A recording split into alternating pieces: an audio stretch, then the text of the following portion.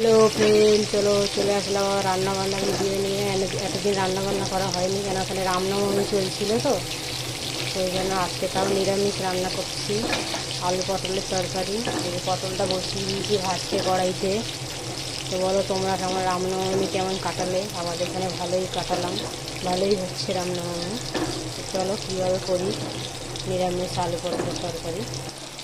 পটলগুলো ভাজা হয়ে গেছে লাল লাল করে, এবার পটলগুলো তুলে নিচ্ছি। নিয়ে তেলে আবার আলুগুলো ভেজে নেব। পটলগুলো তুলে নিয়েছি, এবার এই কড়াইতে আলুগুলো ভেজে নিই লাল লাল করে। আলুগুলো ভাজা হয়ে গেছে লাল লাল করে, এবার আলুগুলো তুলে নিই। এই তেলে আমি গোটা জিরে আর তেজপাতা ফোড়নে দিয়ে দিলাম। এবার আমি এর মধ্যে দিয়ে দিয়েছি জিরে বাটা, আদা বাটা দিয়ে হলুদের গুঁড়ো, নুন সব কিছু দিয়ে দিয়েছি। এবার এটা ভালো করে কষাবো। মশলাটা কষা কষা হলে তারপরে জল দেবো।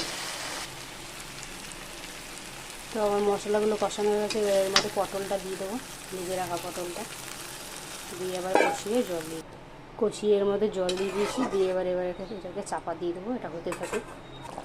এখানে ফুটে গেছে আলু পটল তরকারিটা। এখানে আমি এবারে ঘি, গরম মশলা দিয়ে দেবো, একটু মিষ্টি দিয়ে নামিয়ে নেবো। রেডি হয়ে গেছে আলু পটলের ঝোল। যদি রেসিপিটা ভালো লাগে তাহলে লাইক, কমেন্ট, শেয়ার দিয়ে পাশে থাকো, ফলো করো। টাটা, আবার পরে দেখা হবে।